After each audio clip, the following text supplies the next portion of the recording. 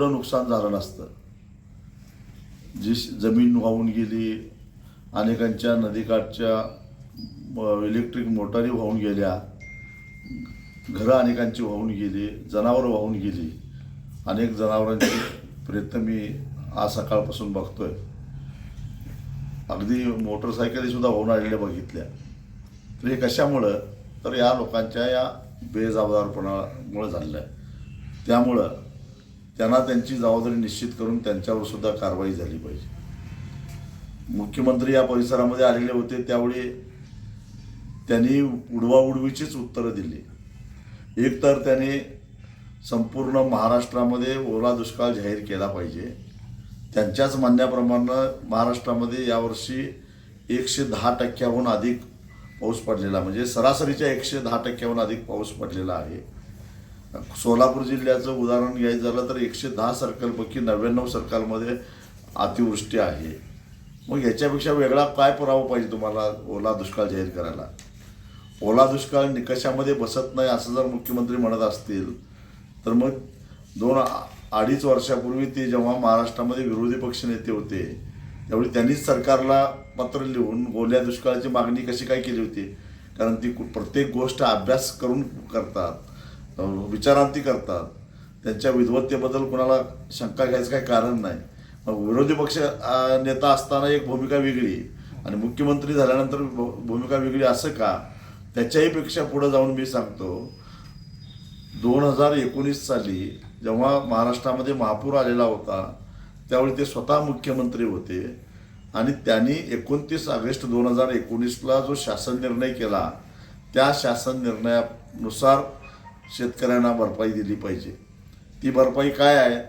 2019चा 29 ऑगस्टचा शासन निर्णय असं सांगतो की जे क्षेत्र 50%पेक्षा जास्त बाधित आहे त्या पिकावर काढलेलं कर्ज थकीत असो किंवा चालू असो ते पूर्णपणे माफ, आणि ज्यांनी कर्ज काढलेलं नाही त्यांना NDRFच्या निकषाच्या म्हणजे जिरायत 8,500 आणि बागायत 17,000 त्याच्यात तिप्पट रक्कम द्यायची, अशा प्रकारचा तो शासन निर्णय आहे.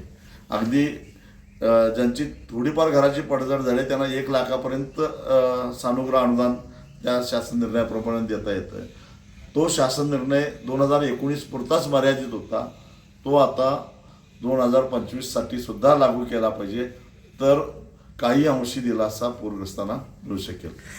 शेतकऱ्यांची कर्जमाफी योग्य वेळ आल्यावर करतो म्हणते सरकार. मग योग्य वेळ कधी येणार आहे सरकारची? त्यांना जर का मुहूर्त सापडत नसेल तर मुहूर्त शोधून काढून आम्ही द्यायला तयार आहोत.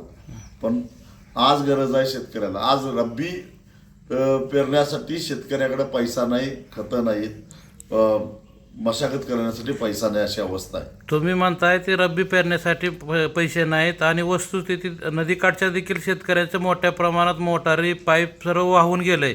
मग त्यांच्यासाठी काय सरकारनं करावं? असं तातडीनं ओला दुष्काळ जाहीर करणं हाच त्याच्यावरचा उपाय आहे. ओला दुष्काळ जाहीर केल्यामुळं विद्यार्थ्यांची फीसुद्धा माफ होते आणि सरकारी वसुली जी आहे ती थांबते आणि कर्ज माफ होतात.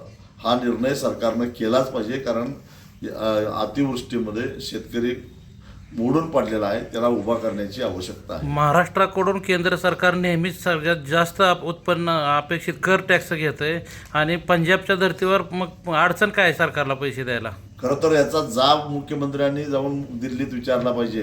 विनंती नव्हे, ते जाऊन आले विनंती करून जाब विचारला पाहिजे. पंजाबमध्ये महापुराला तातडीनं पंजाबमध्ये सरकारनं मदत केली, कारण केंद्र सरकारला भीती वाटते पंजाबला मदत केली नाही तर पंजाबचे शेतकरी दिल्लीमध्ये घुसतात. बिहारमध्ये तातडीनं मदत केली. पंजाबमध्ये विरोधी पक्षाचं सरकार आहे, बिहारमध्ये मित्र पक्षाचं सरकार आहे. बिहारला सुद्धा भरीव मदत केली, कारण निवडणूक आहे. त्याचा अर्थ होतो की महाराष्ट्राच्या जनतेला केंद्र सरकार किंमत देत नाही. हे मुख्यमंत्र्यांच्या दृष्टीनं अत्यंत नामुष्कीजनक आहे. म्हणून ताट मानेनं दिल्लीला जाऊन मुख्यमंत्र्यांनी NDRFमधून भरीव अशी मदत मागितली पाहिजे. आहे 16 लाख कोटी रुपयाची कर्ज उद्योगपतींनी बुडवली. म्हणून ती भरपाई करण्यासाठी इतर उद्योजकांच्याकडून सरकार वेगळा कर लावून पैसे वसूल केले नाहीत. म्हणून महापुरामध्ये आणि अतिवृष्टीमध्ये शेतकऱ्यांचं नुकसान झालं म्हणून ऊस उत्पादक शेतकऱ्यांच्यावर 15 रुपयाचा जिजिया कर लावायची काही गरज नव्हती. एकतर संपूर्ण महाराष्ट्रामध्ये अतिवृष्टी झालेली आहे. मे महिन्यापासून सूर्याचं दर्शन झालेलं नाही आणि त्यामुळं ऊसाचं एकरी उत्पादन 8 ते 10 टनानं घटलेलं आहे. म्हणजे एकरी 30,000 रुपयाचा फटका आधीच ऊस उत्पादकाला बसलेला आहे. अशा परिस्थितीमध्ये 15 रुपये घ्यायचं काही कारण नव्हतं. 2000 साली आंदोलन करून सगळ्या कपाती आम्ही ऊसाच्या बंद केलेल्या होत्या. त्यावेळी सरकारनं विनंती केली म्हणून एक मुख्यमंत्री निधी आम्ही ठेवला. तो 1 रुपया होता. 1 रुपयाचे 2 रुपये झाले, 2चे 3 झाले, 3चे 5 झाले, आता 15 व्हायला लागलेले आहेत. गोपीनाथ मुंडे महामंडळाचे 10 रुपये, साखर संकुल निधी, ऊस विकास निधी असे करून 27.5 रुपये आमचे कापून घ्यायला लागले आहेत आणि त्यातून 5 रुपये फक्त पूरग्रस्तांना देत आहे. म्हणजे इथं सुद्धा सरकार दलाली करताना दिसतंय. म्हणून हा जो शासन निर्णय आहे त्याच्या होळ्या आम्ही करणार आहोत. साहेब, ह्या सीना नदी जी आहे ती दुष्काळी पट्ट्यातली. जसं इकडचे कोल्हापूर सांगली भागातल्या ज्या नद्या आहेत त्यांना सातत्यानं पूर येतो. म्हणजे त्यावेळेसचं तुम्ही आता सांगितलं 19 प्रमाणे म्हणजे पूर ते आहे की 19चा जो शासन निर्णय आहे तो काय सांगली कोल्हापूर नव्हता, संपूर्ण महाराष्ट्राला लागू होता.